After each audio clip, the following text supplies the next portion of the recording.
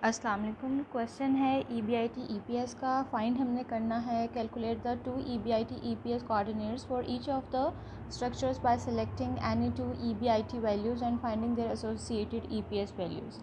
हमारे पास दो structure given है। सोर्सेस कैपिटल जो है हमारे पास स्ट्रक्चर ए है और स्ट्रक्चर बी है। स्ट्रक्चर ए का long term debt, preferred stock और कॉमन स्टॉक हमें गिवन है। इस तरह से स्ट्रक्चर बी का भी गिवन है।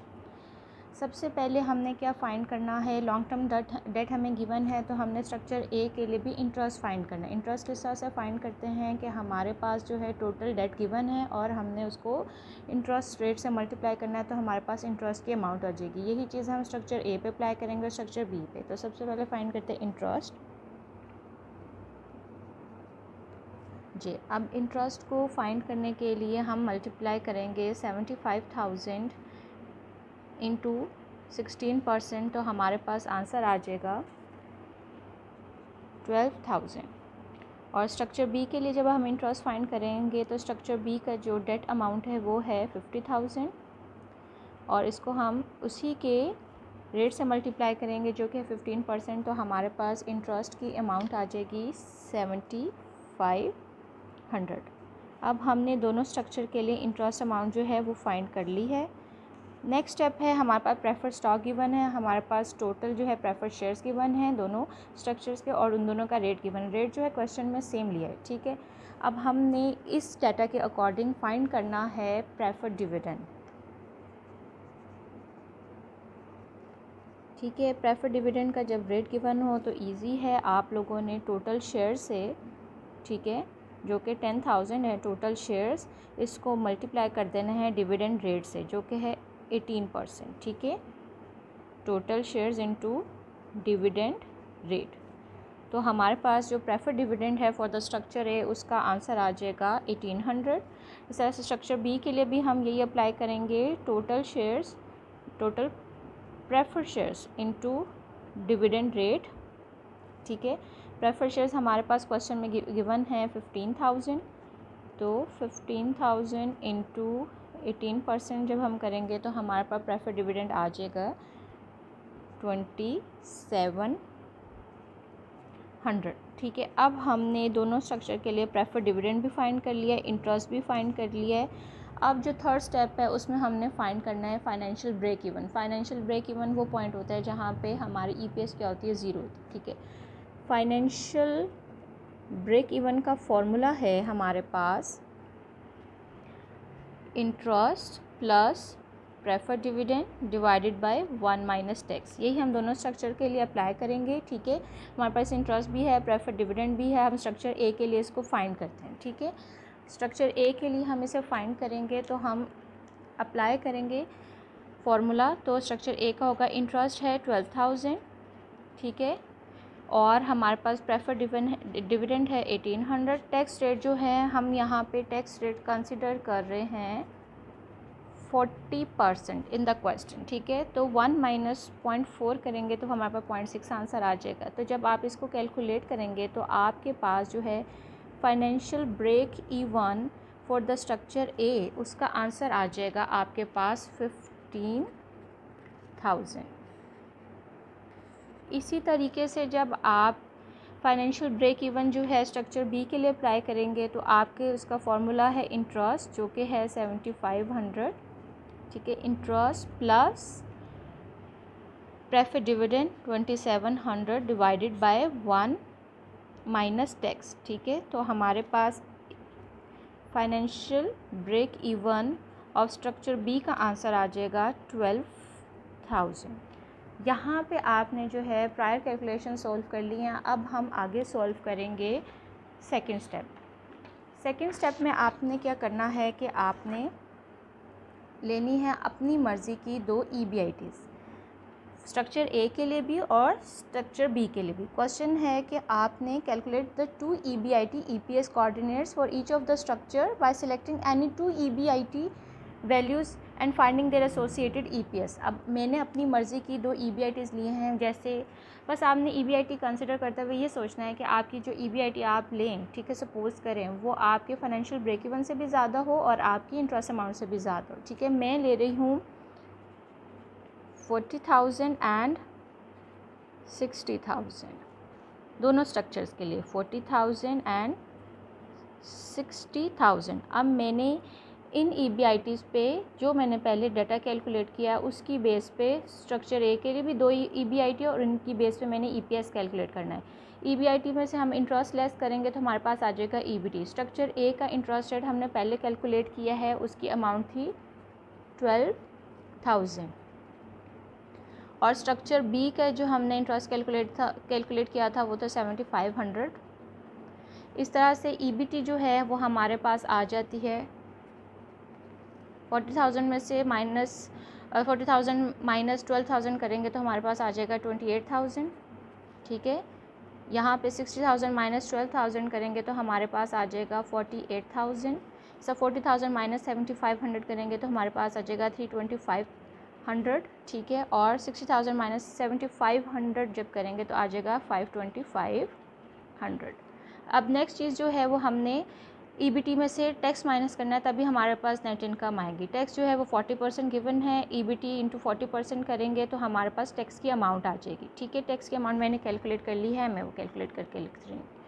टैक्स अमाउंट जो है वो है 112,0,192,00, 13,000 एंड 21,000। इस तरह से EBT में से जब हम टैक्स माइनस करेंगे तो हमारे पास नेट इनकम आ जाएगी। ठीक है, नेट इनकम जो है वो मैं लिख रही हूँ।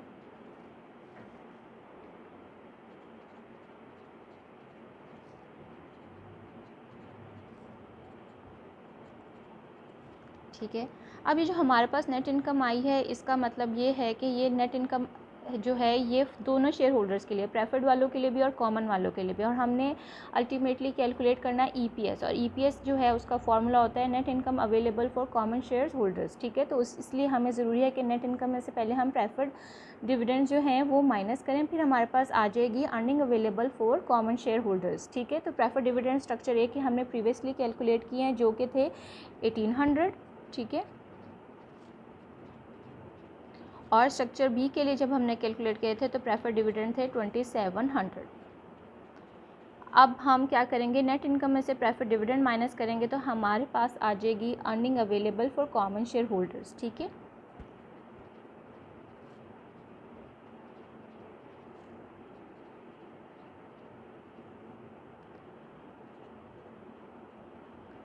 ये हमारे पास क्या आ गई, net earning available for common share holders. अब EPS का फॉर्मूला क्या होता है, यहाँ मैं लिख देती हूँ पहले,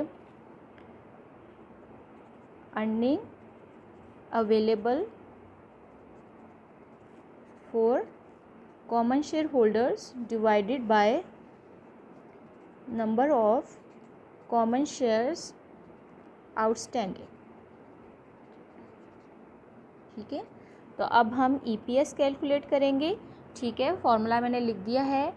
उसके लिए हम क्या करेंगे, 15,000 डिवाइडेड बाय, डाटा में आप लोगों को आउटस्टैंडिंग शेयर्स गिवन थे, स्ट्रक्चर ए के आउटस्टैंडिंग शेयर्स थे 8,000।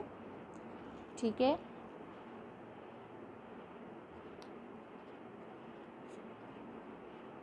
और स्ट्रक्चर बी के आउटस्टैंडिंग शेयर्स थे 10,000।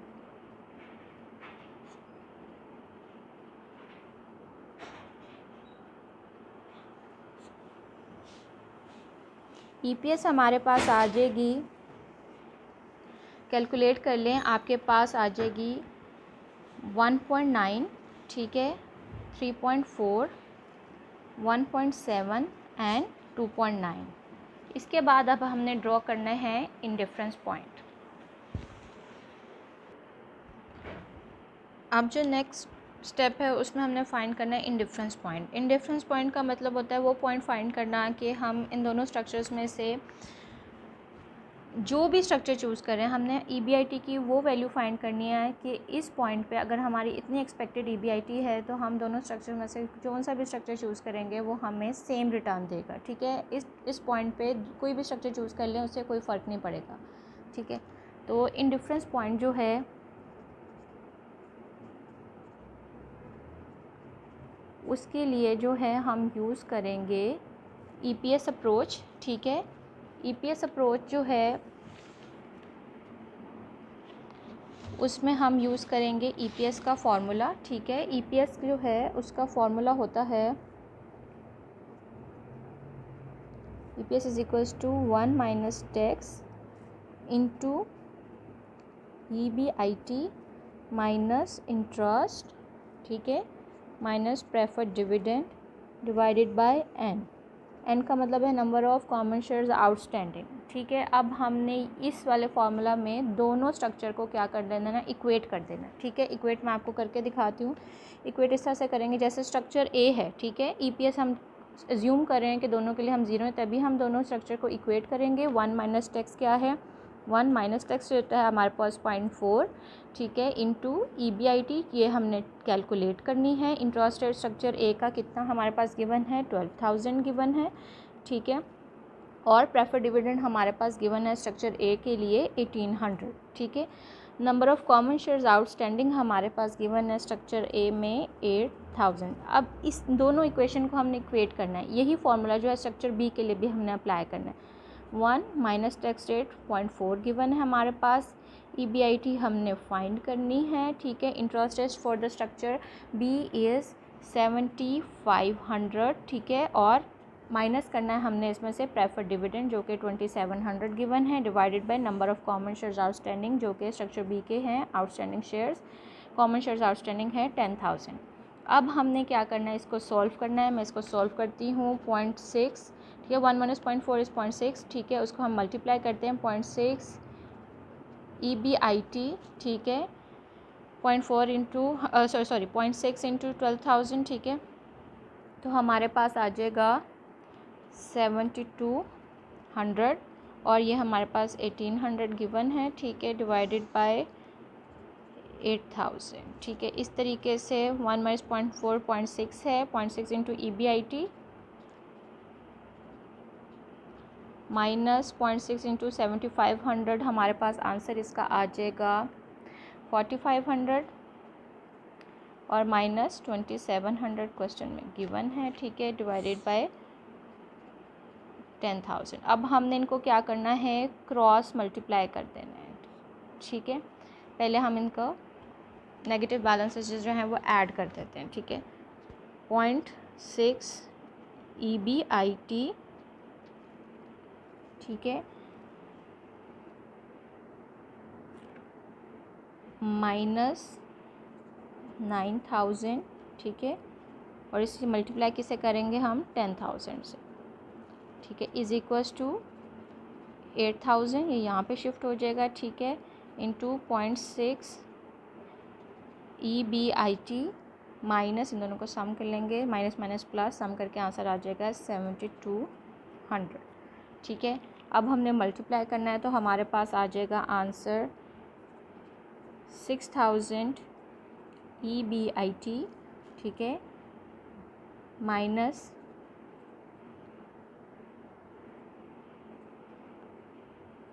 ठीक है, तो हमारे पास 9 मिलियन आ गया, ठीक है। इस और इक्वेट करके इन 8000 टू 0.6 करेंगे तो हमारे पास आ जाएगा 4800 ईबीआईटी माइनस 57600 एंड 000, ठीक है। अब हम इसको जो है वो प्लस माइनस करेंगे, ठीक है।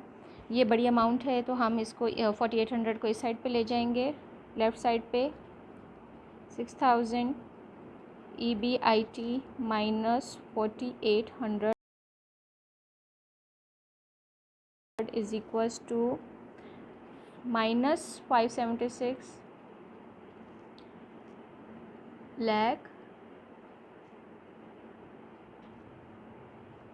प्लस 9 मिलियन, तो हमारे पास आंसर आ जाएगा 1200 EBIT is equals to 324 lakh और ईबीआईटी हमारे पास आ जाएगी, इसे हम डिवाइड करेंगे, 324 लाख को डिवाइड बाई 1200 करेंगे तो ईबीआईटी का हमारे पास आंसर आ जाएगा 27,000, ये 27,000 वो अमाउंट है कि अगर हमारी EBIT इतनी एक्सपेक्टेड होगी तो इस पॉइंट में दोनों स्ट्रक्चर में से कोई भी आप चूज़ कर लें स्ट्रक्चर, तो दोनों स्ट्रक्चर हमें सेम रिटर्न देंगे, मतलब सेम EPS देंगे। तो ये हमारा इंडिफरेंस पॉइंट भी कहलाता है। ये इंडिफरेंस पॉइंट जो है जब आगे हम ग्राफ बनाएंगे तो इसमें हमें हेल्प करेगा कि हमने अपना ग्राफ जो है वो प्रॉपरली कैलकुलेट किया है या नहीं किया। अब हमने बनाना है ग्राफ।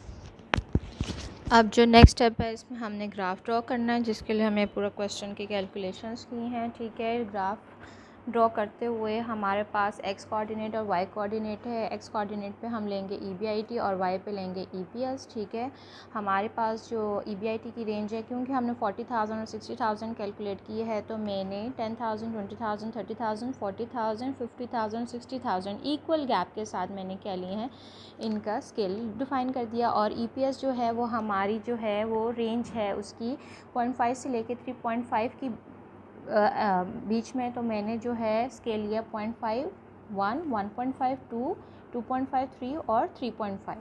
अब हम सबसे पहले लाइन ड्रॉ करेंगे स्ट्रक्चर ए के लिए। स्ट्रक्चर ए के लिए जो है हमारे पास 2 EPS जो है हमने कैलकुलेट किया और एक हमारे पास पॉइंट है उसका financial break even of A. सबसे पहले हमने प्लॉट करना है financial break even of A. Financial break even of A जो है वो हमारे पास गिवन है, जो कि है 15,000। तो उसका मैं सबसे पहले जो है वो पॉइंट ड्रॉ करूँगी। ये मैंने जो है financial break even of A draw कर दिया। इसका पॉइंट जो है वो मैंने यहाँ पे प्लॉट कर दिया। ठीक है, उसके बाद जो है हमने प्लॉट करना है EPS। EPS जो है वो हमने 40,000 पे प्लॉट करनी है और 60,000 पे प्लॉट करनी है फॉर द स्ट्रक्चर ए। ठीक है, 40,000 पे जो हमने प्रीवियसली कैलकुलेशन की थी हमारी EPS आ रही थी 1.9। ठीक है, 1.9 जो है वो हमारे पास फॉल कर रही है 1.5 और 2 के बीच में, जो कि हमारे पास बनती है यहाँ पे। ठीक है, इसको जो है क्योंकि हम एक्यूरेट ग्राफ बनाएं तो मैं स्केल इस्तेमाल कर रही हूँ। ठीक है, तो मैं ये जो है रफ लाइन जो है वो ड्रॉ कर लूँगी। ठीक है, इसे 40,000 पे प्लॉट करना है, तो मैं जो है 40,000 पे, तो मेरे पास जो 1.9 का जो है वो यहाँ पे आ जाएगा। इसको जो है वो मैं ब्लैक कर देती हूँ प्लॉट। ये मैंने जो पॉइंट ड्रॉ किया है ये मेरे हमें शो करेगा कि 40,000 EBIT पे हमारे पास EPS है 1.9। ठीक है, अब हमने ड्रॉ करना है 60,000 के लिए। 60,000 जो है उससे स्ट्रक्चर ए की EPS आ रही है 3.4। ठीक है, 3.4 जो है वो हमारे पास समहाउ 3 और 3.5 के बीच में आएगा। ठीक है, उसके लिए भी जो है वो हम रफली ड्रॉ करेंगे 3 से 3.4, तो ये यहाँ पे फॉल करेगा। ठीक है, इसको जो है मैं लाइन को जो है वो एक्सटेंड कर रही हूँ। यहाँ पे हमारे पास 60,000 जो है, ठीक है, इसको मैंने ड्रॉ किया, तो ये हमारे पास जो है पॉइंट आ गया फॉर द स्ट्रक्चर ए। ठीक है, अब स्ट्रक्चर ए का हमने फाइनेंशियल ब्रेक इवन जो है वो प्लॉट कर दी है। हमने 40,000 पे उसकी जो EPS है वो भी प्लॉट कर दिया और 60,000 पे जो EPS है वो भी प्लॉट कर दिया। अब जो हमने लाइन ड्रॉ करनी है वो हमारी जो है वो इन तीनों पॉइंट्स के जो है वो बिल्कुल सेंटर में से जो है वो पास होनी चाहिए। ठीक है, मैं जो है स्लोली जो है लाइन ड्रॉ करूँगी। आपने बहुत केयरफुली जो है लाइन ड्रॉ करनी है ताकि जो है गलती की कोई भी गुंजाइश ना हो। ठीक है, बड़ा स्केल ले लें ताकि गलती की गुंजाइश ना हो। मेरे पास छोटा है तो मैं इसी से काम चला रही हूँ। अब जो है मैंने स्ट्रक्चर ए की लाइन मैंने ड्रॉ कर ली। अब मैंने जो है वो प्लॉट करने हैं points for the structure B. Structure B का सबसे पहले फाइनेंशियल ब्रेक इवन कितना है 12,000, वो मैंने पॉइंट यहाँ प्लॉट कर दिया। ठीक है, this point is financial break even of structure B. ठीक है, और नेक्स्ट पॉइंट है हमारा 40,000 पे स्ट्रक्चर बी पे हमारे पास कितनी EBIT आती है 1.7। 1.7 हमारे पास 1.5 और 2 के सेंटर में आएगा। ठीक है, तो अब मैंने इसको रफली पहले ड्रॉ करना है। ठीक है, 1.7 40,000 की लाइन जो है ये पहले हल्की सी ड्रॉ हो चुकी है, तो ये पॉइंट आएगा जाके यहाँ पे।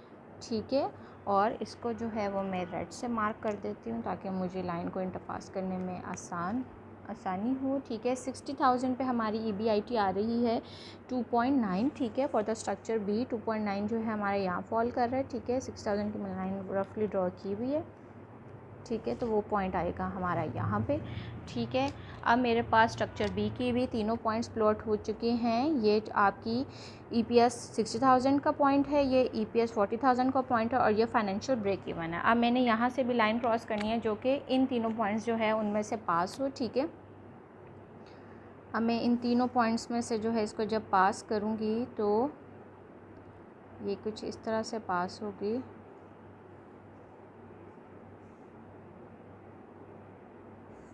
ठीक है, अब जो है मेरे पास जो है ये दोनों लाइंस जो हैं ड्रॉ हो गई। अब आपने देखा है ये दोनों लाइंस जो हैं वो एक दूसरे को इंटरसेक्ट कर रही हैं। इंटरसेक्ट जो है वो यहाँ पे पॉइंट पे कर रही हैं। इस इंटरसेक्ट जहाँ पे ये इंटरसेक्ट करेंगे वहाँ से जो है वो हमने एक्स एक्सिस पे जो है एक आर्क जो है वो ड्रॉ करनी है। अब आर्क जो है वो हमारी यहाँ पे ड्रॉ हो रही है। ठीक है, और अगर हम अपना चेक करें तो ये हमारा पॉइंट जो है वो समहाउ बनेगा 27,000। इसका मतलब ये है कि हमने अपना इंडिफरेंस पॉइंट जो है वो बिल्कुल सही से कैलकुलेट किया था। ठीक है, जो हमने डिफरेंस पॉइंट जो है कैलकुलेशन में किया वो भी यही था और जो हमने ग्राफ प्लॉट करके किया वो भी 27,000 आ गया था। ठीक है, तो अब हमारे पास 27,000 जो है जो क्रॉसिंग पॉइंट जो इन डिफरेंस पॉइंट जो है ये ऑल्टरनेटिव नेम्स हैं, ये हमें बताता है कि इस पॉइंट पे अगर हम दोनों EBIT में से दोनों स्ट्रक्चर में से कोई भी स्ट्रक्चर चूज़ करें तो हमारे पास जो है वो हमें सेम रिटर्न दे रही है। ठीक है, वो हमें सेम रिटर्न देगी जो कि हमारे पास बन रहा है 0.8 या 0.9 बन रहा है। ठीक है, लेकिन अगर अब आपके पास क्वेश्चन में गिवन हो कोई स्टेटमेंट कि भाई अगर हमारी EBIT इतनी एक्सपेक्टेड है, लेट्स सपोज हमारी EBIT एक्सपेक्टेड जो है वो है 50,000। ठीक है, एक्सपेक्टेड EBIT 50,000 है, तो आप लोगों ने फिर वो पूछे आपसे कि आपको कौन सा स्ट्रक्चर जो है वो आपके लिए सूटेबल है, A सूटेबल है क्या B सूटेबल है। तो हमने सबसे पहले जो भी हमारे पास EBIT एक्सपेक्टेड होगी उसका हमने लाइन ड्रॉ करनी है। जैसे 50,000 जो है वो एक्सपेक्टेड है। ठीक है, तो मैं जो हूँ सबसे पहले 50,000 पे क्या करूँगी, ड्रॉ करूँगी। देखा, यहाँ मैंने लाइन ड्रॉ कर लिया। मैंने देखा कि ये 50,000 वाली लाइन B को और A को यहाँ कर रही।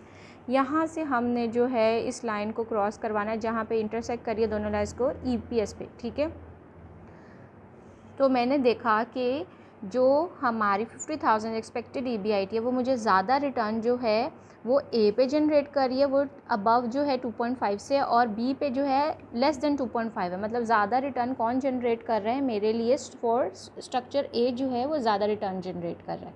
ठीक है, तो क्वेश्चन में आपको कोई भी EBIT गिवन होगी, आपने सिंपल उसका क्या करना है, आपने उसी पे आपने ड्रॉ कर लेना। आपने देख लेना है ड्रॉ करके कि आपकी EPS जो है कौन से लाइन पे जो है वो ज़्यादा जनरेट हो रही है। ठीक है, जैसे कि अगर EPS होती हमारे पास EBIT हमारे एक्सपेक्टेड होती हमारे पास लेट्स सपोज 20,000। ठीक है, तो 20,000 पे भी मैं ड्रॉ कर लेती हूँ। ठीक है, 20,000 पे पहले लाइन कौन सी कट हो रही है, B हो रही है, मतलब B हमें कम दे रही है। बाद में 20,000 कट कर रही है, पहले A को कट करिए। ठीक है, black line is for A, और बाद में B को कट कर रही है। तो इसका मतलब ये है कि 20,000 अगर हमारी एक्सपेक्टेड EBIT होगी तो हमें चूज़ करना चाहिए है B। ठीक है, और हमें फॉरगो कर देना चाहिए A, क्योंकि A जो है वो हमें कम EPS जनरेट करेगी और B जो है वो हमें ज़्यादा EPS जनरेट करेगी। ठीक है, तो क्वेश्चन यहाँ पे एंड हो जाता है।